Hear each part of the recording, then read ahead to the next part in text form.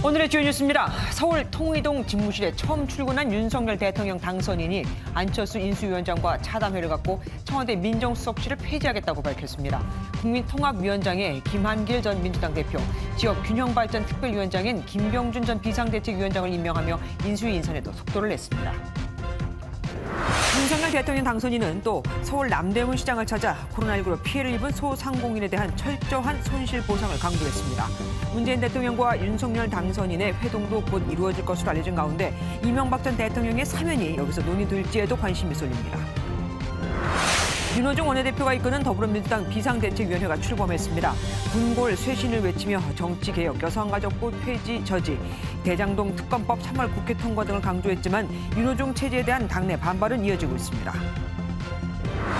광주 아파트 붕괴 사고는 공사 과정에서 설비를 마음대로 바꾸고 다량의 물을 섞은 콘크리트를 사용한 것이 원인으로 지목됐습니다. 이런 문제점을 파악하고 감시했어야 할 감리단도 제 역할을 하지 않아 총체적인 관리 부실이 초래한 인재로 결론났습니다. 오늘부터 전문가용 신속 항원 검사를 통해 확진 판정을 받을 수 있게 되면서 동네 병원과 의원은 환자들로 발디딜 틈 없이 북적였습니다. 최근 어린이 확진이 늘어나면서 이달 말부터는 만 5세에서 11세도 백신 접종이 시작됩니다. 우크라이나 남부 최대 항구 도시인 오데사를 향한 러시아군의 침공이 임박한 것으로 전해졌습니다. 러시아군은 폴란드 국경에 인접한 우크라이나 군사 훈련 시설을 공습해 용병 180명을 사살했다고 주장했습니다.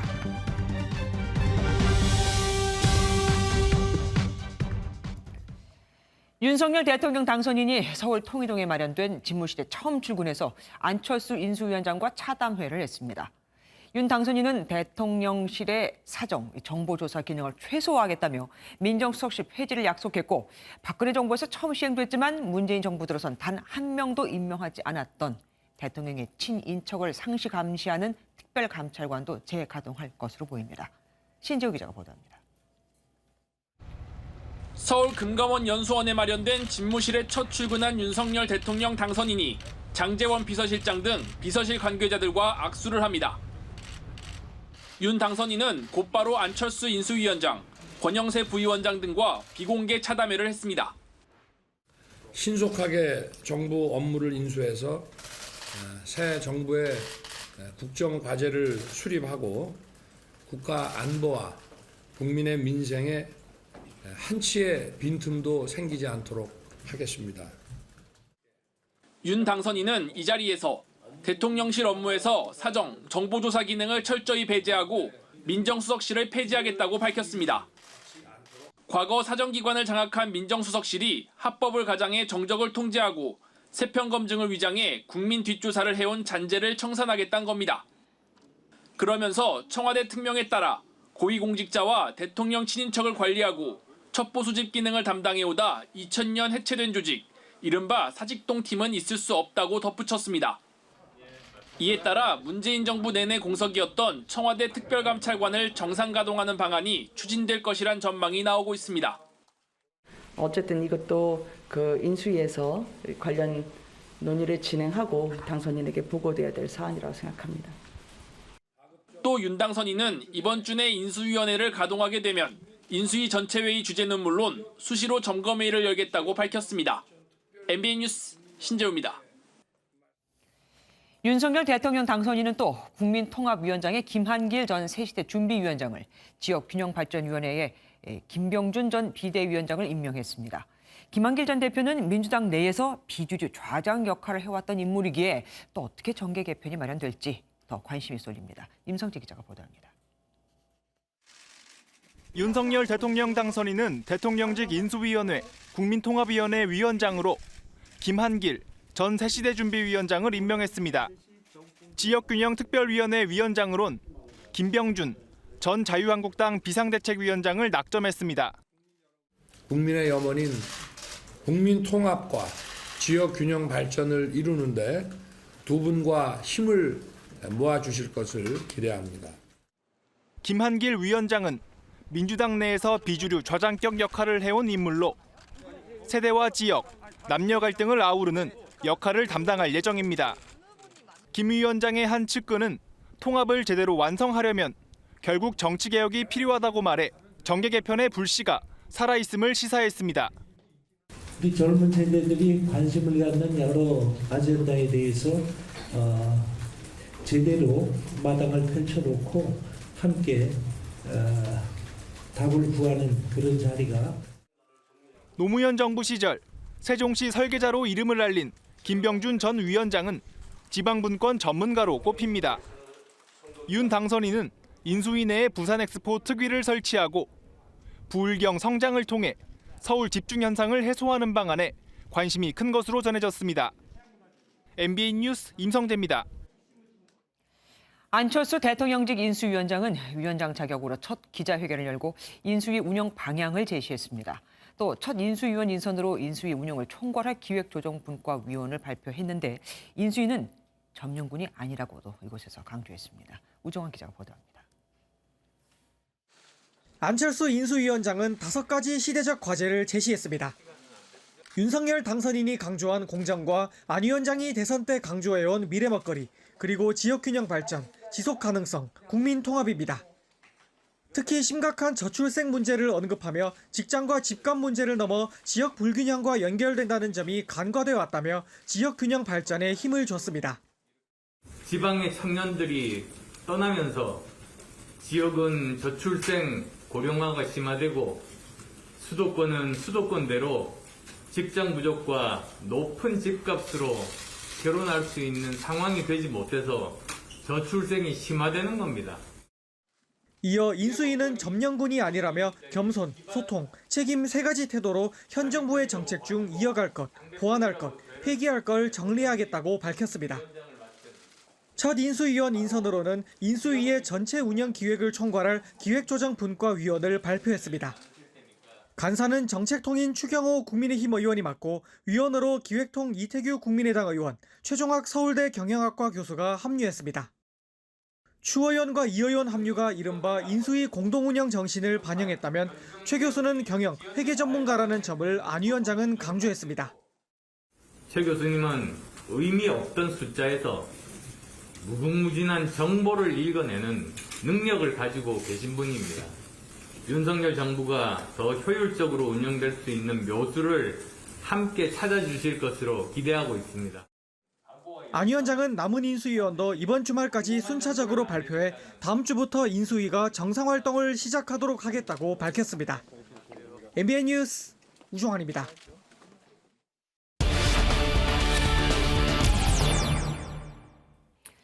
윤석열 대통령 당선인이 민정수석실을 폐지하겠다고 한 이유는 뭘까요? 그리고 거기에 대한 부작용은 없을까요? 정치부 원주희 기자와 좀 더 자세히 알아보도록 하겠습니다. 어서 오십시오. 네. 민정수석실은 사실 대통령 권력의 핵심 아니겠습니까? 그런데 이거를 왜 이렇게 강하게 폐지하겠다고 주장하는 겁니까? 네, 오늘 김은혜 대변인의 브리핑 내용을 좀 다시 보면 그 이유를 가늠해 볼 수도 있을 것 같은데요. 김 대변인은 사정기관을 장악한 민정수석실은 합법을 가장해 정치적 반대 세력을 통제하는 경우가 비일비재했다면서 이런 잔재를 청산하겠다고 강조했습니다. 그러니까 윤 당선인이 본인이 검찰에 있으면서 이런 행태를 많이 목격했기 때문에 나온 경험담에서 비롯된 네, 겁니까? 그랬을 걸로 보입니다. 윤 당선인은 검찰 재직 당시에 정권 관련 굵직한 수사에 다수 참여했었는데요. 네. 지난 2003년 16대 대선 불법자금 수사팀에 참여해서는 노무현 캠프의 안희정 전 충남지사, 감금원 전 창신섬유회장을 구속했고요. 지난 2013년에는 국정원 댓글 사건을 수사하면서 윗선의 외압과 수사 방해를 국정감사장에서 폭로해 화제를 모은 바도 있습니다. 네. 혹시 사람이 충성하는 건 아니에요? 저는 사람에 충성하지 않기 때문에. 네, 이런 일들을 겪으면서 민정수석실의 하명 수사 논란 이런 것들에 대해서 좀 누구보다 절실하게 알고 있었던 건 아니냐 이렇게 예측이 됩니다. 그래서 그럴까요? 민정수석실 사실 보면은 권한이 커서 그런 건지 끝이 좋은 걸 별로 못 봤습니다. 네, 과거 사례를 좀 보면요. 일단 윤 당선인과 강하게 대립했던 조국 전 민정수석은 그렇죠. 재직 내내 부실 인사 검증으로 비판을 받았었고 또 이른바 내로남불 논란의 중심에 있었습니다. 그보다 앞서 박근혜 정부의 최고 실세를 꼽히던 우병우 전 민정수석은 국정농단 방조와 불법 사찰 등의 혐의로 구속이 됐고 또 아들의 의무경찰 특혜 전출 논란도 있었고요. 예. 또 김정원 전 수석은 부동산 광풍 속에서 똘똘한 강남 두채 논란을 일으키며 1년여 만에 사퇴한 적도 있습니다. 그리고 또 사직동 팀에 대해서도 폐지하겠다는 의사를 밝혔는데 우선 사직동 팀이 뭔지부터 좀 설명을 해주세요. 예, 청와대 특명에 따라서 이 고위공직자와 대통령 친인척 관리 또 첩보 수집 기능을 담당해온 조직인데요. 공식 이름은 경찰청 형사국 조사과였고요. 네. 사무실이 서울 종로구 사직동 안가에 있어서 이런 별칭이 붙었다고 합니다. 네. 고 김대중 전 대통령이 지난 2000년에 폐지를 했는데 2008년 이명박 정부에서 국무총리실 산하 공직윤리지원관실이라는 이름으로 부활했고요. 박근혜 정부 때는 민정수석실 산하 공직기강비서관실로 바뀌기도 했습니다. 네. 이 사직동 팀이 공직기강을 앞세워서 사실상 사찰을 주도하는 역할을 맡았었기 때문에 정권 때마다 논란이 되기도 했습니다. 그러니까 사찰을 통해서 뭔가 꼬투리를 잡고 또 그걸로 뭔가를 또 요구할 수 있는 그런 구조적인 것들을 없애겠다. 그렇습니다. 윤 당선인은 특별감찰관 제도도 다시 또 이행하겠다고 하지 않았습니까? 네. 그런데 그렇게 되면 공수처 역할하고 충돌하잖아요. 그렇습니다. 특별감찰관제는 일단 대통령 배우자와 사촌 이내 친인척, 청와대 수석비서관 이상의 고위공직자 등의 비위를 상시 감찰하는 제도인데요. 지난 2014년 박근혜 정부가 처음 시행했는데 문재인 정부 들어서는 이 고위공직자 범죄 수사처를 도입하면서 네. 서로 기능이 중복된다는 이유로 특별감찰관을 임명하지 않고 공석으로 계속 그러니까요. 뒀었습니다. 네. 이렇기 때문에 이 특별감찰관제를 다시 부활시키겠다는 것은 공수처의 폐지를 염두에 둔 것 아니냐 이런 예측이 나옵니다. 그러네요. 그렇게 해석이 되네요. 여기까지 듣겠습니다. 지금까지 정치부 원중희 기자와 함께했습니다. 윤석열 대통령 당선인은 첫 현장 일정으로 서울 남대문 시장을 방문했습니다. 당선되면 다시 찾겠다는 그 약속을 지킨 건데 중산층이 튼튼해야 나라도 끄떡없다며 재차 신속한 손실보상을 약속했습니다. 조창훈 기자입니다. 윤석열 대통령 당선인이 첫 현장 일정으로 서울 남대문 시장을 방문했습니다.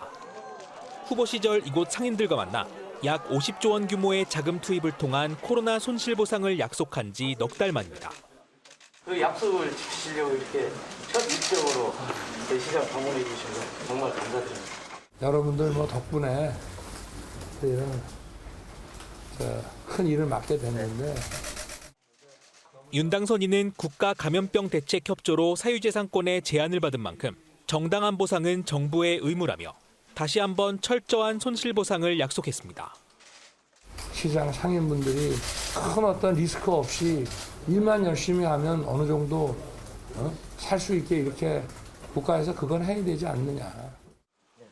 이어 대선 기간 상인들과 나눈 대화를 바탕으로 선거 기간 약속했던 공약들을 취임 뒤 속도감 있게 실천하겠다고 다짐했습니다. 20분 정도의 비공개 간담회를 통해 상인들의 어려움을 들은 윤 당선인은 시장 내 국밥집으로 이동해 오찬을 함께했습니다. MBN 뉴스 조창훈입니다.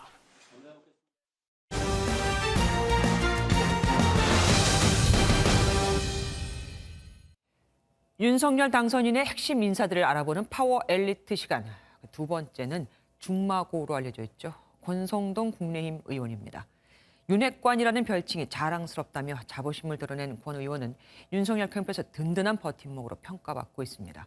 사실 박근혜 전 대통령이 탄핵을 당할 때 탄핵 소추위원이었던 터라 고초를 겪기도 했던 인물입니다. 박자은 기자가 보도합니다.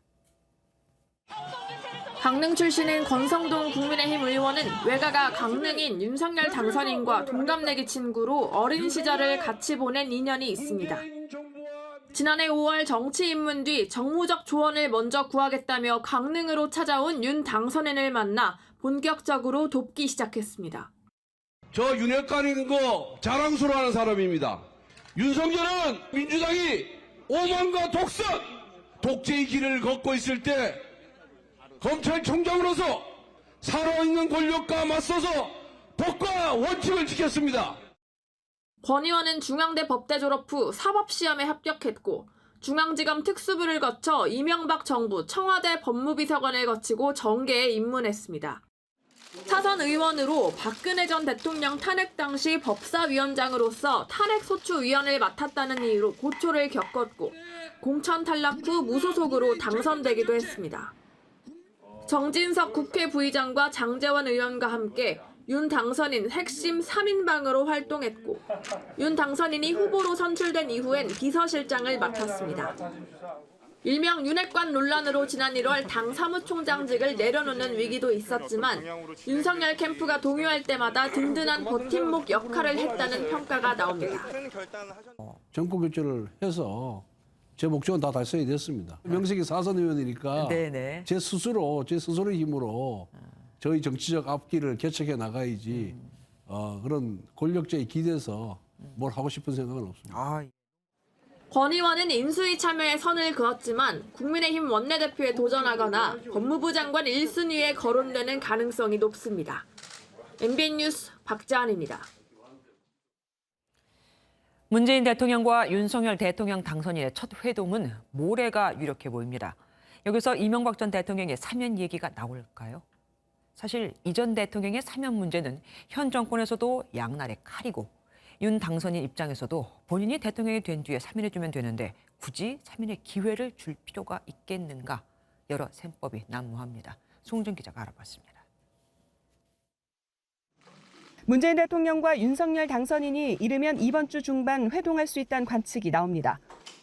이미 청와대는 수차례 인수인계가 빠르고 안정적으로 진행되도록 협조하겠다고 밝혔고 우리 정부는 차기 정부가 국정 공백 없이 안정적으로 출발할 수 있도록 협력해 나가겠습니다. 윤 당선인도 빠른 시간 안에 회동이 이루어지길 바란다고 밝히면서 날짜 조율에 들어갔습니다. 공개적으로 말씀드릴 수 있는 건 아닌 것 같고요. 그리고 그 청와대와 함께 논의는 진행되고 있을 것으로 생각합니다. 21개월 만의 만남에서 윤 당선인은 대선 기간 주장했던 이명박 전 대통령 사면을 요청할 가능성이 커 보입니다. 김기현 국민의힘 원내대표도 SNS를 통해 이명박 전 대통령과 이재용 부회장 등의 사면 복권을 요청하며 분위기 조성에 나섰습니다. 이상민 더불어민주당 의원도 자연스럽게 하지 않을 수 없는 단계라며 필요성을 인정했습니다. 하지만 청와대 내부에서는 여전히 이 전 대통령 사면에 대한 부정적 기류도 감지되고 있어 문 대통령의 고심이 깊어질 전망입니다. MBN 뉴스 송주영입니다. 윤호중 원내대표가 이끄는 더불어민주당 비상대책위원회가 공식 출범하며 분골쇄신하겠다고 밝혔습니다. 하지만 비대위원장을 교체해야 한다. 왜 패배한 장소를 또 내세우느냐는 당내 반발도 적지 않아서 시작부터 삐걱거리고 있습니다. 이현지 기자가 보도합니다. 윤호중 민주당 비대위원장은 첫 일정으로 국립서울현충원에 참배했습니다. 이후 국회에서 열린 회의에서 윤 위원장은 민주당의 교만함이 패배를 불렀다며 쇄신을 강조했습니다. 다시 기어서라도 국민께 다가서겠습니다. 오늘 시작하는 비대위는 국민의 관역이 되겠습니다. 고치고 바꾸고 비판받을 모든 화살을 쏘아 주시기 바랍니다. 코로나19 확진에 화상으로 회의에 참석한 박지원 공동비대위원장은 청년이 도전하고 기회를 가지는 공천 시스템으로 개편하고 정치권에 남은 온정주의의 뿌리를 뽑겠다고 밝혔습니다. 비대위가 공식 출범했지만 당내에서는 윤호중 체제에 반대하는 목소리가 연일 터져나오고 있습니다. 지선 출마자 3,158명이 이재명 비대위원장을 원한다는 글을 SNS에 올린 김두관 의원은 특정 계파의 인사를 비대위원으로 추천한 것은 인적 청산도, 쇄신도 피해가려는 것으로 의심된다며 윤 위원장의 사퇴를 촉구했습니다. 노웅래 의원은 라디오에서 필요할 때만 청년 여성들을 비대위원으로 한다고 청년 정당이 되는 건 아니다라며 윤호중 체제를 비판했습니다. 우리 이제 당이 갖고 있는 이 진영과 패권 정치의 합작물이 아닌가 저는 이렇게 보는 거고요. 서로 이제 좋은 게 좋은 식으로 해서 이렇게 엮은 건데. 이런 가운데 민주당은 비대위 사무총장에 김영진 의원을 유임하고 차기 원내대표 선거를 관리할 선거관리위원장에 4선 김영주 의원을 선임했습니다. 민주당 비대위는 앞서 이 후보 없이 172명 의원이 각자 원하는 후보를 써내면서 숫자를 줄여나가는 교황 선출 방식을 예고했습니다. MBN 뉴스 이현지입니다. 이준석 국민의힘 대표가 지방선거의 압도적 승리로 윤석열 정부를 뒷받침해야 한다며 다음 주 중으로 공천권리위원회를 구성하겠다고 밝혔습니다. 이 대표는 또 지방선거에서 돈 공천의 가능성을 끊어내겠다며 잡음 없는 공천을 강조했습니다. 얼마나 심했으면 그럴까요? 백계종 기자가 보도합니다. 코로나19 확진 판정을 받고 화상으로 최고위원회의를 주재한 이준석 국민의힘 대표. 대선과 보궐선거에서의 압승을 평가하면서도 전국 주도권을 쥐기 위해서는 지방선거 승리가 필수적이라고 강조했습니다. 지방선거에서의 압도적인 승리로 윤석열 정부를 뒷받침해야 되는 것이 우리의 과제입니다. 잡음 없는 공천을 수행해내는 것이 무엇보다 중요하다고 생각합니다. 공천 관리의 일환으로 이 대표는 SNS에 돈 공천의 가능성을 끊어내겠다며 지방선거 공천을 매개로 금품을 요구하거나 제공한 사람은 최고 수준으로 징계하겠다고 밝혔습니다. 앞서 대표 출마 때 공약했던 지방선거 예비후보자 대상 역량 강화 시험 준비도 재개했습니다. 이 대표는 인수위 부위원장으로 이동한 권영세 전 사무총장의 후임으로 대선 과정에서 물러났던 한기호 국민의힘 의원을 다시 임명했습니다. 대선 전에 이미 지방선거 등을 위시해서 여러 가지 준비를 해오신 바 있기 때문에 그 연계성을 강화하기 위해서 한기호 사무총장을 다시 모실까 생각하고 있습니다. 이 대표가 지난해 6월 사무총장에 임명했던 한 의원을 복귀시키며 지선 공천, 국민의당과의 합당 등에서 주도권을 쥐려는 의도로 풀이됩니다. MBN 뉴스 백길종입니다.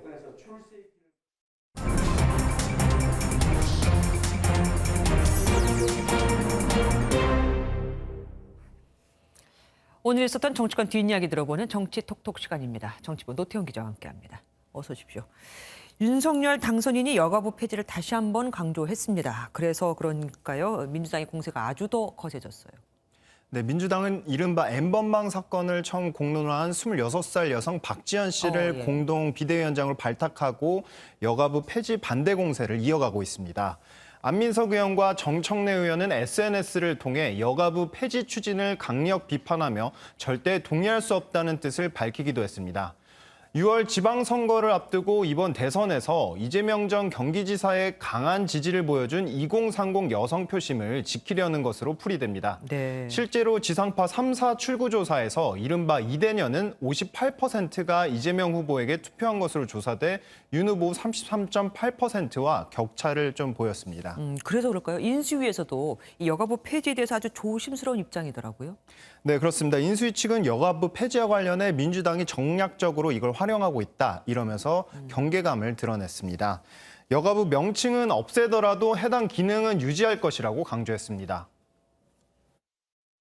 성폭력 피해자들에 대한 지원이라든지 이런 부분들에 대해서 그것까지 없어지냐 걱정하는 분들이 많은데 그거 전부 괴담이에요. 여성을 버렸다 이런 프레임에 놀아나지 않을 겁니다. 네, 안철수 인수위원장은 여가부 폐지와 관련해 여러 방향을 보고한 뒤 윤 당선인이 선택해야 할 것이라면서도 공약 폐기는 아니다 이렇게 강조했습니다. 이런 가운데 47개의 여성과 학부모 단체들이 국회 앞에서 여가부 폐지 추진을 주장해 눈길을 끌기도 했습니다. 아무래도 뭐 피해 호소인 이런 명칭들 때문에 또 화가 나셨을 겁니다. 대선 이후 윤석열 당선에 대한 여론조사도 나왔던데 후유증이 만만치 않아요. 네, 맞습니다. 통상은 대선이 끝나고 나면 새 대통령에 대한 지지율이 오르기 마련인데요. 그렇죠. 그런데 리얼미터가 지난 10일과 11일 이틀 동안 조사했더니 윤 당선인이 국정 수행을 잘할 것이다 라는 답변이 52.7%를 차지했습니다. 매우 잘할 것이라는 답변이 35.2%였고 약간 잘할 것이다가 17.6%, 잘하지 못할 것이라는 부정적 전망은 41.2%였습니다. 역대 대통령들과 비교해보면 당선 직후 이명박 전 대통령은 79.3%, 박근혜 전 대통령은 64.4%, 문재인 대통령은 74.8%를 기록했었습니다. 그러니까 현저히 낮은 거네요. 그렇습니다. 그만큼 이번 대선이 격렬했고 우리 사회가 분열됐다 이렇게 볼 수도 있겠습니다. 기대치가 굉장히 낮은 거로 나타난 건데 그럼에도 불구하고 윤석열 당선인에게 바라는 게 있다면 뭐가 있을까요? 네, 윤 당선인이 해야 할 과제로는 정치개혁이 27.3%로 가장 시급하다 이렇게 조사됐습니다. 그 뒤로 검찰개혁이 21.9%, 언론개혁 17% 순이었습니다. 문재인 대통령의 국정수행 평가도 38.1%로 나와 지난해 11월 말 이후 넉 달 만에 30%대로 떨어진 것으로 조사됐습니다. 그리고 오늘 김부겸 총리 유임설이 돌아갔고 한바탕 정치권이 시끄럽지 않았습니까? 근데 한다 안 한다 말이 많아요. 뭐가 정답입니까? 네, 안 한다, 검토된 바가 없다. 이게 공식 입장입니다. 오늘 김부겸 총리가 윤석열 정부에서 유임된다. 이런 보도가 나오면서 관심이 집중됐던 거죠. 그러게요. 네, 원희룡 기획위원장은 허를 찌르는 좋은 방안이라고 찬성 의사를 내비쳤고 민주당에서도 이상민 의원이 할 수만 있다면 참 좋은 방안이라고 말하기도 했습니다. 윤 당선인 측은 공식 브리핑을 통해 김부겸 총리의 유임에 대해 논의된 바 없다, 이렇게 가능성을 일축했는데 이에 대해 김 총리는 해당 보도에 대해 매우 부적절하다며 불쾌감을 표시했고 총리 유력 후보인 안철수 위원장은 말을 아꼈습니다. 지금 총리 이야기를 하시는 분들이 계신데 저는 지금 현재 제가 맡은 일에 집중하자는 생각밖에는 머릿속에 들어있지 않습니다. 네, 여기서 좀 재밌는 점이 있는데요. 네. 통상 이제 인수위가 새 내각에 대한 검증 역할도 맡는 만큼 그렇죠. 만약에 안 위원장이 총리로 지명된다, 그러면 셀프 검증, 스스로 자기를 검증하게 된다는 겁니다. 자기가 자기를 검증해야 한다. 네. 그리고 윤 당선인이 아무래도 당선 후 지난주가 첫 주말 아니었습니까? 이때 뭘 할까 궁금했는데 토리 아빠 역할을 했습니다. 네, 그렇습니다. 윤 당선인이 휴일 오후에 반포 한강공원에서 토리와 함께 산책하는 모습이 공개됐습니다. 네. 네, 윤 당선인은 시민들과 섞여 반려견 토리와 함께 달리거나 경원이 토리의 배변을 치러 다가오자 얼른 직접 토리의 배변을 봉투에 담는 모습을 보이기도 했습니다. 예. 윤 당선인은 모두 7마리, 사멍삼냥이라고 하죠. 4마리의 강아지와 3마리의 고양이를 키우고 있는데 또 다른 반려동물들의 모습도 곧 보일 것 같습니다. 네, 잘 들었습니다. 지금까지 정치부 노태영 기자와 함께했습니다. 고맙습니다. 현재 민주당과 국민의힘은 대장동 특검법을 당론으로 발의한 상태입니다. 그런데 따져보면 완전히 결이 다릅니다. 민주당은 부산저축은행 불법 대출 등으로 윤 당선인을 겨냥하고 있고 국민의힘은 이재명 당시 성남시장의 배임 혐의에 초점이 맞춰져 있거든요. 국민 앞에서 모두 다 대장동 특검을 외쳤었으니 안 할 수도 없고 말이죠.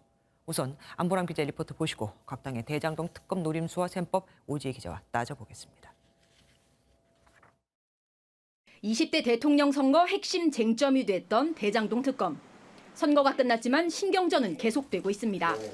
먼저 시동을 건 건 더불어민주당으로 3월 임시국회에서 민주당 안대로 처리하겠다는 의지를 밝혔습니다. 저희가 내놓은 특검안이 이미 중립적인 안이기 때문에 그 야당의 주장을 검토를 하겠습니다만 저희가 내놓은 안을 중심으로 논의가 가능할 거로 보고 있고요. 이미 있는 상설특검법을 활용해 부산저축은행 불법 대출 의혹을 포함한 대장동 관련 모든 내용을 수사하면 된다는 겁니다. 국민의힘은 별도 특검법을 주장합니다. 상설특검법에는 특검 후보자 추천위원회가 추천한 특검 후보 2명 중 1명을 대통령이 고르게 돼 있고 추천위 구성 때도 법무부 차관 등이 포함돼 정부와 민주당의 입김이 작용할 수 있다는 겁니다. 상설특검은 여러 차례 말씀드렸습니다. 도둑이 도둑 잡는 수사관을 선정하겠다는데 그거는 꼼수 아닙니까? 그건 일고의 가치도 없는 것 아니겠습니까? 수사 범위 역시 이재명 전 민주당 대선 후보의 성남시장 시절부터로 해야 한다는 입장입니다. 여야 모두 의혹을 말끔히 없애야 한다면서도 방법론을 두고 첨예하게 대립하면서 차기 정부 출범 전까지 대장동 특검법을 둘러싼 신경전만 오갈 수 있다는 전망이 나옵니다. MBN 뉴스 안보람입니다.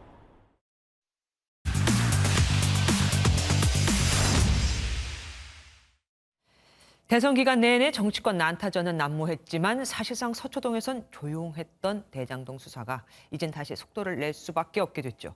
앞으로 진행 상황 등을 법조팀 오지혜 기자와 분석해 보겠습니다. 오 기자 어서 오십시오. 며칠 전만 해도 대장동 수사에 대해서 윤석열 당선인은 굉장히 말을 아꼈었는데 이제는 말을 바꿨습니다. 네, 맞습니다. 선거 기간만 해도 윤 당선인은 강력 수사를 주장해왔습니다. 하지만 대선이 끝나고 나서는 관련 언급이 없었는데 나흘 전만 해도 기자들이 물어봤을 땐 이야기를 안 하겠다고 손사래를 치다가 어제는 달랐는데 이어서 한번 들어보시겠습니다. 대장동 얘기는 오늘은 좀 안 하는 게 좋지 않겠습니까? 시스템에 의해서 이제 가야 될 문제 아니겠습니까? 그 진상이 확실하게 규명될 수 있는 어떠한 조치라도 국민들 다 보시는데 해야 된다고 저는 생각합니다. 거기에는 무슨 꼼수라던가 그런 것도 없고 그러니까 꼼수 없이 그냥 있는 그대로 진상 규명하겠다는 그 의지는 읽힙니다. 네네. 그런데 아시다시피 악마는 디테일이 있다고 네. 우리가 궁금해하는 어떻게 하겠다는 거에 대해서는 말이 없습니다. 네, 맞습니다. 대장동 수사 방법론이 핵심인데 그래서 법 쪽에서는 한 3가지 정도의 시나리오로 이렇게 정리가 되고 있습니다. 특검과 검찰 추가 수사, 민관 진상조사단 이렇게 나오고 있는데요. 네. 순서대로 한번 살펴보면요. 네. 먼저 특별검사 임명, 특검입니다. 이거는 여야가 일단 추천 대상과 또 수사 대상을 놓고 지금 이견이 있는데 민주당은 현 정부가 추천한 특검이 부산저축은행 대출 등을 해야 한다 이렇게 주장을 하고 있고요. 국민의힘은 대한변협이 추천한 특검이 대장동 특혜 수사를 해야 한다고 맞서고 있습니다. 네. 민주당으로선 이번 달 임시국회에서 특검법만 처리된다면 5월 9일 문 대통령 임기 내까지 특검 임명도 가능한데 상대적으로 검찰의 조직적인 수사보다는 좀 약한 특검 수사가 더 낫다 이런 분위기입니다. 그래서인지 한 전직 검사도 이런 말을 했는데요. 민주당 입장에선 한동훈 검사장 등 특수통 검사들이 대장동 수사를 맡는 것만큼은 꼭 피하고 싶은 시나리오다 이런 말을 하기도 했습니다. 그러니까 민주당 쪽에서는 자기들이 임명 가능한 영향력을 조금이라도 미칠 수 있는 특검이 더 나을 거다 이렇게 보고 있다는 거네요. 네네. 그런데 이 대장동 특검 도입과 관련해서 지난달 그 토론회 할 때 네. 이재명 당시 후보가 처음에는 계속 물어보지 않습니까? 네네. 근데 윤석열 후보가 얘기를 안 하다가 나중에 특검 하겠다고 그제서야 얘기를 한 게 있어요. 네, 기억력 되게 좋으신데요. 윤당선인 그 당시에는 대장동 특검법 처리에 대해서 명확한 입장을 내놓지 않았고 또 최근에도 그랬는데요. 들으신 대로 사법 시스템에 의해 뭔가 돌아갈 것이라고 했으니 특검 카드는 일단 살아있다는 분석입니다. 다만 윤당선인 한 측근은 특별검사 임명을 놓고 정쟁으로만 끝나면 가뜩이나 피로도가 높은 대장동 수사에 국민들이 자칫 실망할 수 있다. 그래서 성과 없이 끝날 수 있는 특검 논란을 정권 초부터 안고 갈 필요가 없어 고심하는 것으로 보인다. 이렇게 분석하기도 했습니다. 예. 그리고 아까 두 번째 말씀하신 거 검찰이 계속 수사를 이어갈 가능성은 어떻습니까? 네, 다만 기존 수사팀이 그대로 수사를 이어간다면 김호수 검찰총장, 이정수 서울중앙지검장 체제에서는 윗선 수사에 강한 동력을 얻긴 어려워 보인다는 분석입니다. 네. 그렇다고 윤 당선인이 취임한 뒤에 검찰 인사에 따라 새로운 수사팀이 재수사를 하는 것도 부담이라는 해석인데요. 정치 보복 논란, 분열과 갈등을 조장한다 이런 꼬리표가 생길 수 있기 때문입니다. 그래서 아까 말씀하신 제3의 방법론도 나온 거군요. 네, 맞습니다. 사실 검찰의 대장동 수사가 지지부진해서 서초동은 최근까지도 개점 휴업이다 이런 말이 공공연하게 돌고 있었습니다. 지난해 10월 유동규 전 성남도시개발공사 기획본부장부터 대장동 5인방 그리고 지난달 곽상도 전 의원을 재판에 넘긴 뒤 윗선 수사가 사실상 멈췄기 때문인데요. 그래서 일단 검찰이 어찌 됐든 수사 종결을 하면 그 뒤에 민관 진상조사단이 출범해야 한다 이런 의견도 있고요. 네. 이와 별도로 특임검사에 준하는 특별수사팀도 거론되고 있습니다. 진상조사단이 만약 꾸려진다면 시기상 윤 당선인 취임 후가 될 테니 청와대 의지가 관건일 테고요.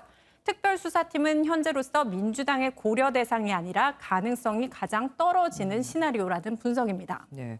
마침 이 와중에 오늘 대장동 재판이 있지 않았습니까? 여기서 혹시 뭐 유의미한 게 얘기가 나온 게 있나요? 네, 핵심 증인으로 꼽히는 김민걸 회계사의 증언, 눈길이 간 부분 2가지가 있어 정리해봤는데요. 아시다시피 공모지침서는 초과 이익 환수 부분이 없어 화천대유 관계자에게 몰아줬다는 의혹의 근거가 되고 있습니다. 네. 김 회계사는 이 지침서 확정 회의의 소집 주체는 기억이 안 나지만 자신은 수익이 남으면 성남 도공이 가져와 사용해야 한다고 주장했다. 이렇게 증언을 했습니다. 또 지금까지 정민용 변호사가 이재명 시장에게 대장동 사업 관련 보고를 한 건 2차례로 알려져 있었는데 여러 차례 보고서를 제출했다는 증언도 나왔습니다. 네. 또 검찰은 곽상도 전 의원의 아들 병채 씨를 오늘 조사했는데요. 벌써 3번째입니다. 곽 씨가 화천대유에서 근무하고 퇴직금 등 명목으로 수십억 원을 받은 의혹에 대해 추가로 확인할 부분이 있어 재차 소환한 것으로 알려졌습니다. 들으면 들을수록 갈수록 태산입니다. 네. 오 기자 잘 들었습니다. 지난 1월 발생한 광주시 화정 아이파크 붕괴 사고 원인 조사 결과가 나왔습니다. 역시나 총체적 부실에 따른 인재였습니다. 무단 구조 변경, 부실 시공 그리고 물을 더 많이 넣어 강도가 약해진 콘크리트. 심지어 이런 문제를 감시해야 할 감리단도 제 역할을 하지 못했습니다. 무려 30년 전 발생했던 삼풍 백화점 붕괴 사고와 판박이인 거죠. 박기영 기자가 보도합니다. 공사 중인 아파트의 건물 외벽이 무너지며 모두 7명의 사상자를 낸 광주 화정 아이파크 붕괴 사고. 2달에 걸친 조사 끝에 국토교통부 사고조사위원회는 이번 사고가 최고층인 39층과 38층 사이 피트층의 바닥이 붕괴되면서 시작됐다고 밝혔습니다. 붕괴는 건물 23층까지 연속적으로 진행돼 16개 층의 외벽과 기둥이 무너지는 대형 사고로 이어졌습니다. 참사의 가장 큰 원인으로 사고조사위는 무단 설계 변경과 부실 시공을 꼽았습니다. 피트층에 지지대를 설치해야 하지만 콘크리트 가벽만을 설치하고 공사를 진행해 하중을 버티지 못했다는 겁니다. 특히 공사 속도를 높이려 콘크리트에 다량의 물을 넣었다가 강도가 크게 떨어져 사고를 키웠고 이를 감독할 시공사와 감리업체마저 세부 공정을 제대로 검사 측정하지 않는 등 제 역할을 하지 못했다고 밝혔습니다. 이번 붕괴 사고의 원인은 다수의 시공 확인 업무가 미비하는 등 시공 관리, 감리 기능의 부실 등 총체적인 부실로 발생한 인재라고 판단하였습니다. 국토교통부는 조사위 발표 내용을 엄밀히 검토해 제재 방안을 포함한 재발 방지책을 이달 안에 발표할 방침입니다. 학동 재개발에 이어 이번 사고 역시 인재로 드러남에 따라 현대산업개발에 대해 등록말소나 최장 1년 8개월의 영업정지 등 중징계가 불가피할 전망입니다. MBN 뉴스 박규원입니다. 213시간 만에 진화된 동해안 산불은 역대급 피해를 냈습니다. 서울 면적의 40%가 넘는 산림이 피해를 입었고 주택, 건물, 공장 등은 다 말할 것도 없었죠. 울진에서 강릉까지 쑥대밭이 된 산불 현장을 장진채 기자가 돌아봤습니다. 산 곳곳이 검게 변했는데 끝이 보이지 않습니다. 집 바로 옆 검게 변한 산은 당시 급박함을 보여줍니다. 8일하고도 8시간 넘게 지속된 화만은 울창한 산림뿐 아니라 이처럼 삶의 터전도 앗아갔습니다. 집은 폭격을 맞은 듯 폭삭 주저앉았습니다. 뭐 말로 표현할 수 없는 거죠. 뭐 어떻게 해요? 이건 너무하죠. 이번 동해안 산불에 가장 큰 피해를 입은 경북 울진의 한 마을. 28가구가 사는 이 마을은 6채만 남기고 집이 모두 불에 탔습니다. 주민들이 임시 대피소로 거처를 옮기다 보니 마을은 적막감만 맴돕니다. 아이고 참담하죠. 어떻게 말을 할 수도 없고. 산촌 마을뿐 아니라 도심 곳곳도 쑥대밭이 되긴 마찬가지입니다. 요 안에 요 자재가 꽉 차디죠. 전부 기계리 이게. 이게 하나에 한 1,000만 원 가요. 저것도 500만 원. 이번 산불은 역대 가장 넓은 24,940헥타르의 산림을 태웠습니다. 서울 면적의 41.2%, 여의도 86개, 축구장 34,930개의 숲이 사라진 겁니다. 또 주택 388채를 비롯한 시설 908개가 불에 탔고 337명이 보금자리를 잃었습니다. 무려 열흘 가까이 화마가 핥히고 간 백두대간에는 검고 깊은 상처가 남았습니다. MBN 뉴스 장진철입니다. 울진 산불로 터전을 잃은 이재민은 337명으로 집을 짓는 비용은 가구당 1,600만 원이 지원됩니다. 그런데 이 돈으로 진짜 집을 지을 수 있을까요? 시골집이라고 해도 평당 500만 원은 들어가거든요. 현실과 동떨어진 대책에 주민들의 시름은 더 깊어졌고 산불 원인 조사도 진전이 없이 답답한 상황입니다. 시부연 기자가 취재했습니다. 동해안 산불로 동네 전체가 피해를 입은 강원도 강릉시 남양리. 굴착기가 집토로 들어가 시커멓게 탄 주택 곳곳을 허뭅니다. 울진, 삼척 등 동해안 산불로 주택 319채가 불에 탔고 337명의 이재민이 발생했습니다. 정부는 마을 공터에 조립주택을 설치하는 등 복구 체계로 전환했지만 주민들의 탄식은 끊이질 않습니다. 이처럼 주택이 전부 탄 경우 1,600만 원을, 절반만 탔으면 800만 원을 지원받아 집을 짓기엔 턱없이 부족합니다. 그나마 특별 재난지역으로 선포돼 집이 전파됐을 때 받을 수 있는 보상 기준이 1,600만 원인데 현실성이 떨어집니다. 현재 시골집 건축비가 3.3제곱미터당 500만 원 가량으로 겨우 3평짜리 집을 지을 수 있는 지원금입니다. 그거 갖고 그 집을 오다 짓고 오다 사는 말이에요, 집을. 그게 하나 또 문제지요. 뭐 돈 갖고 사요, 농촌에 또. 뭐 답답하고 하는. 대부분 화재보험도 가입하지 않은 데다 농사비는커녕 생활비도 걱정입니다. 농사도 지어야 되고, 근데 또 생계가 좀 막막합니다. 그 이동식 주택이 온다고 해도 그 안에 뭐가 같이 올 수 있는지 그것도 잘 모르겠고요. 한편 산림당국이 산불 원인을 담배꽁초로 보고 발화 시점에 지나간 차량 4대 중 일부 차주를 조사했지만 별다른 성과는 없는 상황. 현장에 담배꽁초가 타버린 데다 열흘이 지나 블랙박스마저 지워졌기 때문입니다. 내가 지금 한명했어요. 블랙박스가 있는 차도 있고 없는 차도 있는데 일부분 아마 리셋이 돼가지고 그날 자료가 없어요. 산림청은 모레 경북경찰청 과학수사대와 울진군 등과 함께 발화 현장에서 합동감식을 벌일 예정입니다. MBN 뉴스 심호영입니다. 오늘부터 병원에서 받는 신속 항원 검사로도 코로나19 확진 판정을 받을 수 있게 되면서 동네 병의원들은 발 디딜 틈 없이 붐볐습니다. 방역당국은 23일 전후로 최대 37만 명 선에서 정점에 도달할 것으로 보고 이번 주 거리두기 완화 여부에 대한 검토도 들어갔는데요. 김부겸 총리는 사흘 전 주간 평균 하루 37만 명에서 정점을 맞을 것이라고 했었지만 바로 그날 확진자가 38만 명을 넘었었죠. 이번엔 믿고 싶습니다. 조동욱 기자입니다. 진료를 기다리는 사람들로 병원 대기실이 꽉 찼습니다. 대기 의자가 부족해 늦게 온 사람은 서서 대기해야 할 정도입니다. 선별진료소에 PCR 검사를 하지 않고 신속항원 검사로만 확진 판정을 받을 수 있게 되면서 동네 병원으로 환자들이 몰린 겁니다. 오전에만 한 150여 명의 환자분들이 내원하셨고 너무 정신이 없고 지금 화장실 갈 시간도 없이 모든 직원들이 쉼없이 일하고 있습니다. 신속항원 검사에서 확진되면 곧바로 근처 약국에서 무료로 처방약을 받아 7일간 재택치료에 들어가면 됩니다. 중간에 약이 떨어지면 해당 병원과 전화 상담을 한 뒤 또다시 약을 타갈 수 있습니다. 또 응급시에는 민간병원에 입원해 치료를 받을 수도 있습니다. 연일 30만 명이 넘는 확진자가 쏟아져 나오면서 의료 체계가 과부하되는 것을 막기 위해 진료와 치료를 간소화한 겁니다. 고위험군 위주의 현행 관리 체계는 유지하되 검사 및 확진 체계, 생활지원금 지급 방안 등을 현실에 맞게 개편하겠습니다. 오늘 신규 확진자 역시 30만 명을 넘었고 위중증 환자는 역대 최다를 기록했는데 국내 연구기관은 다음 주 하루 31만 명과 37만 명 사이에서 정점을 찍을 것으로 예상했습니다. 3월 16일 일평균 32만 명 이상 발생할 것으로 예측하였으며 3월 23일 전후에는 감소세로 전환할 것으로. 유행이 정점에 도달한 뒤 감소세로 전환하면 거리두기 완화도 본격화할 것으로 보입니다. 특히 윤석열 대통령 당선인이 거리두기 폐지를 공약한 가운데 방역당국은 이번 주부터 거리두기 완화 여부에 대한 검토에 들어갈 예정이라고 밝혔습니다. MBN 뉴스 조동욱입니다.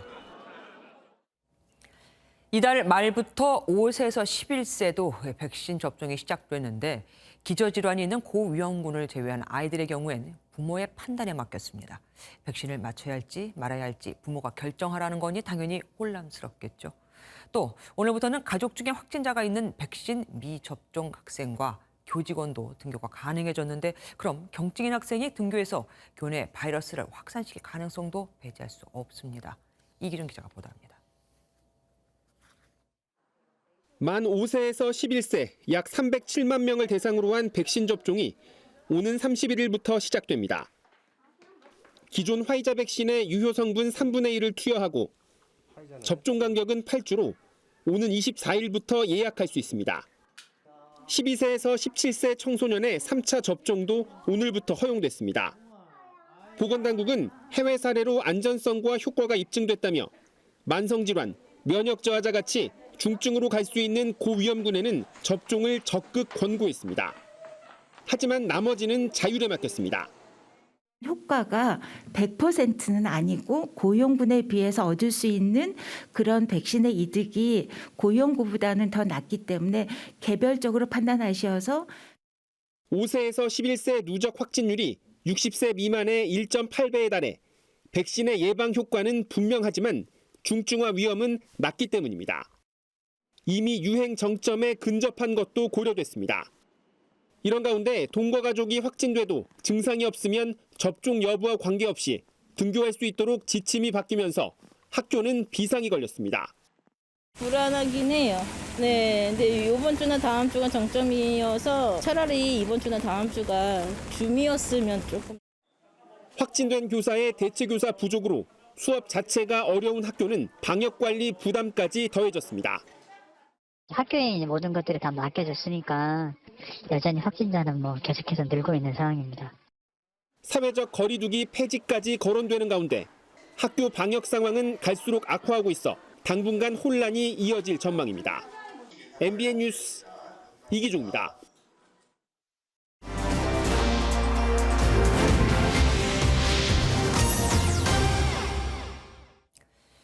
보통 먹방, 이 먹는 방송이라고 하면 많은 양의 음식을 입안 가득 많이 맛있게 먹는 걸 생각하게 되죠. 일종의 대리 만족도 되기에 유튜브에서 많은 인기를 끌었었는데 나중에 이 유튜버들이 비만이 되는 부작용도 여럿 발생을 했었습니다. 요즘 이 먹방에 변화의 바람이 불고 있습니다. 세상 돋보기에서 김태일 기자가 들여다봤습니다. 네, 여러분 오늘 식사 준비했습니다. 케찹 계란밥 준비했고요. 먹방을 준비하는 유튜버 수하 씨. 그런데 메뉴는 현미 곤약밥 조금에 삶은 계란 하나, 소시지 3조각이 전부입니다. 우리가 흔히 아는 많은 양의 음식을 입안 가득 넣어 먹는 먹방이 아닌 적은 양을 조금씩 천천히 먹는 이른바 소식 먹방입니다. 자극적인 식사가 아닌 건강한 식습관에 대한 관심을 유도하는 겁니다. 다이어트를 하면서 제가 먹방을 보면서 대리만족을 하던 시기가 있었어요. 많이 먹는 먹방밖에 없었어요. 어느 순간에 근데 적은 양도 맛있게 먹으면은 좋아해주지 않을까 하는 생각에 또 다른 소식 먹방 유튜버의 한 끼 식사는 유부초밥 3조각에 숙주나물 조금 그리고 배 한쪽이 답니다. 저한테는 이것도 3개가 빵인 것 같아요. 3개. 최근 일부 연예인들의 소식 습관이 방송을 타면서 이렇게 소식 먹방을 전면에 내세우는 유튜버들이 늘고 있습니다. 나도 연예인들처럼 어떻게 하면 더 건강하게 먹을 수 있을지를 고민하는 겁니다. 여기에 최근 유튜브의 트렌드 변화도 소식 먹방이 인기를 끌게 된 요인입니다. 그리고 요즘에 개인 방송 트렌드 중에 하나가 마치 내 이야기처럼 공감하면서 볼 수 있는 그런 게 있는데 많이 먹는 것은 내 이야기 같지가 않으니까 그래서 좀 더 공감할 수 있는 아직은 익숙치 않은 영상에 핀잔을 주는 시청자도 많지만 식습관 개선에 대한 반성과 건강에 대한 의견들이 쏟아질 만큼 호응해주는 시청자도 점점 늘고 있습니다. 많이 먹든 적게 먹든 음식은 취향에 맞게 맛있게 먹으면 보약 0칼로리라는 말 다시 한번 새겨봅니다. 세상 돋보기였습니다.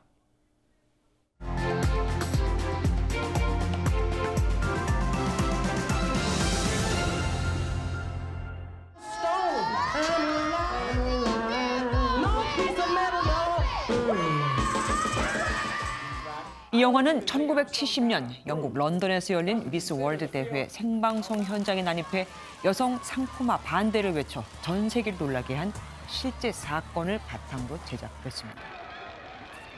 지구의 절반은 남자이고 절반은 여자. 남녀 간 벌어지고 있는 젠더 문제는 이제 새삼스러운 갈등이라고 보기도 어렵죠. 말 많고 탈 많던 20대 대통령 선거가 막을 내렸지만 선거 내내 불거졌던 2030 청년 남성과 여성 간의 대립은 가라앉긴커녕 오히려 더 커지고 있습니다. 국민의힘이 여성가족부 폐지라는 이 단문 공약을 낼 때만 해도 그저 피해 호소인이라는 이름으로 성추행 가해자를 비호했던 더불어민주당과 여성가족부를 겨냥한 대선 캠페인의 하나로 여겨졌었지만 요즘 일부 여초, 남초 온라인 커뮤니티에서는 이재명 후보를 찍은 1번 여 또는 윤 당선인을 뽑은 2번 남을 지칭하는 신조어까지 생겼습니다. 물론 다 안 좋은 의미로요. 역사적 소명을 다 하지 않았느냐. 또 효과적인 정부 조직을 좀 구상을 해야 되는 것이 아니냐. 이렇게 생각하고 있습니다. 윤석열 당선인은 여성가족부 폐지 공약을 지키겠다며 인수위 구성에도 여성에게 30%를 할당했던 문재인 대통령 때와 달리 철저하게 능력 중심의 인사를 실천하겠다고 했습니다.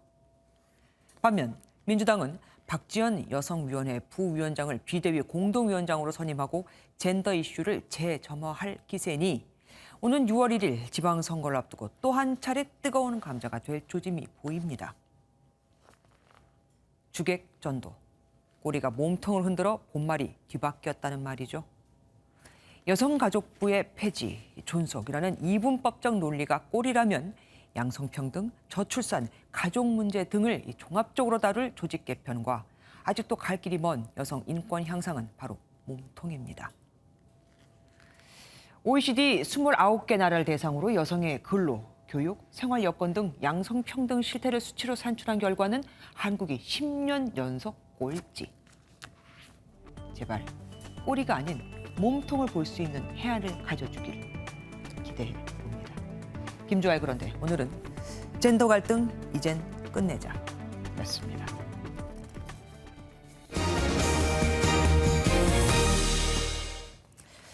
우크라이나 사태 관련 소식으로 넘어가 보겠습니다. 우크라이나 남부 항구 도시 오데사에 대한 러시아군의 공격이 임박했다는 소식이 들어왔습니다. 동시에 양측 간 4차 회담이 화상으로 열리고 있다는 소식도 들어왔는데요. 현재 나가 있는 취재기자 통해 자세한 상황 알아보겠습니다. 강영호 기자, 우선 전해주시죠. 네, 루마니아와 우크라이나의 국경이 자리한 수체아바주 시레트에 나와 있습니다. 우크라이나 남부의 항구 도시이자 최대 물동량을 자랑하는 오데사에 대한 러시아의 공격이 임박했다는 소식이 전해졌습니다. 흑해로 이어지는 길을 차단할 수 있어 러시아는 그동안 오데사 공격에 많은 공을 들여왔는데요. 다닐로프 우크라이나 국가안보회의 의장은 러시아 해군이 3, 4일 전부터 오데사 상륙을 준비해왔다고 전했습니다. 거리에는 바리케이드를 치거나 모래주머니가 쌓여있는 등 대비 흔적이 역력합니다. 오데사가 점령되면 인근 국가인 몰도바에도 상당한 위협이 될 것이란 전망입니다. 이런 가운데 우크라이나와 러시아의 4자 회담은 우리 시간으로 오후 7시부터 화상으로 시작돼 협의가 진행 중입니다. 러시아군이 국제법상으로 금지된 백린탄을 사용했다는 얘기도 들립니다. 이 백린탄은 비인도적인 화학무기잖아요. 어디서 사용했고 또 피해 규모는 어느 정도로 알려져 있습니까? 네, 우크라이나 동부 루안스크 지역에서 러시아군이 백린탄을 사용했다는 주장이 제기됐습니다. 루안스크주 포파스나시의 빌로시치키 경찰서장이 SNS를 통해 이같이 밝혔는데요. 데니소바 우크라이나 의회 인권 담당관도 러시아가 전날 포파스나시에서 백린탄을 사용했다고 주장하며 관련 사진을 공개했습니다.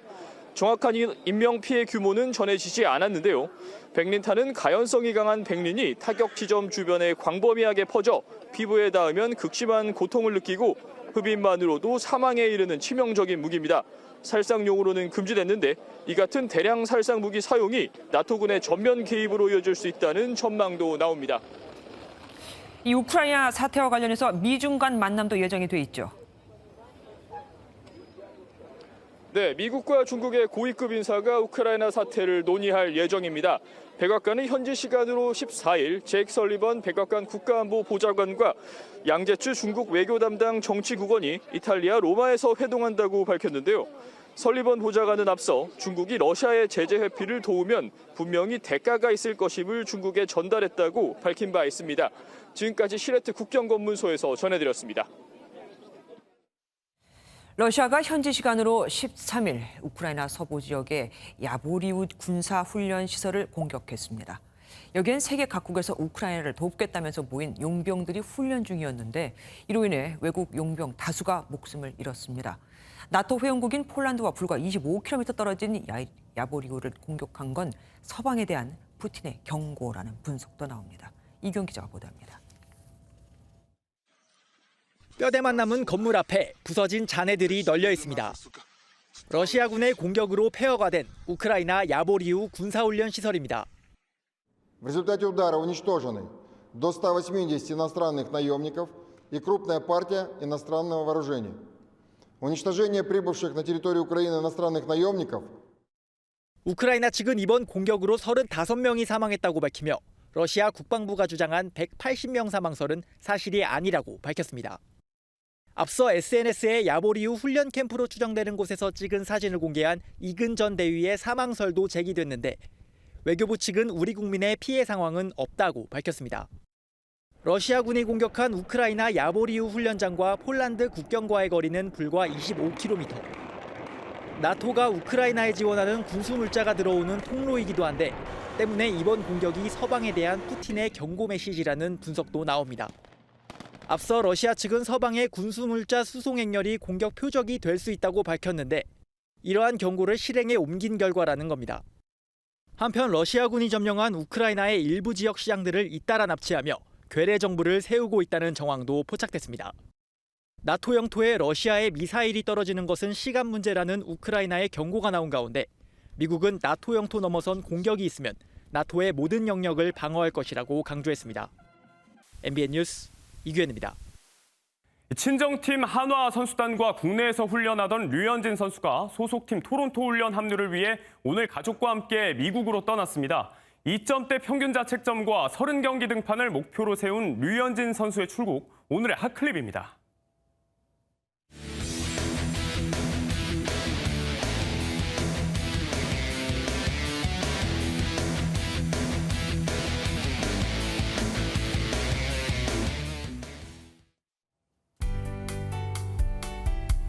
치고는 꽤 많은 양의 봄비가 내렸습니다. 덕분에 봄 가뭄이 일시적으로나마 해소됐을 뿐만 아니라 강원 지역에 발생한 산불도 아흐레 만에 완전 진화할 수 있었는데요.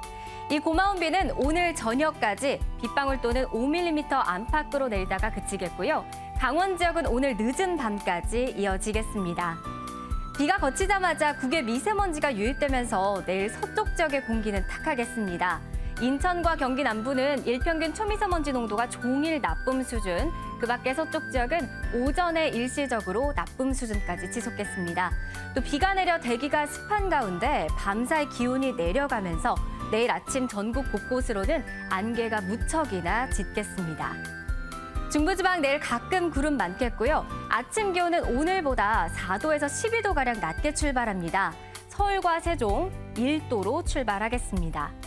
남부지방 기온이 크게 오르며 광주와 대구의 수은주는 20도에 육박하겠습니다.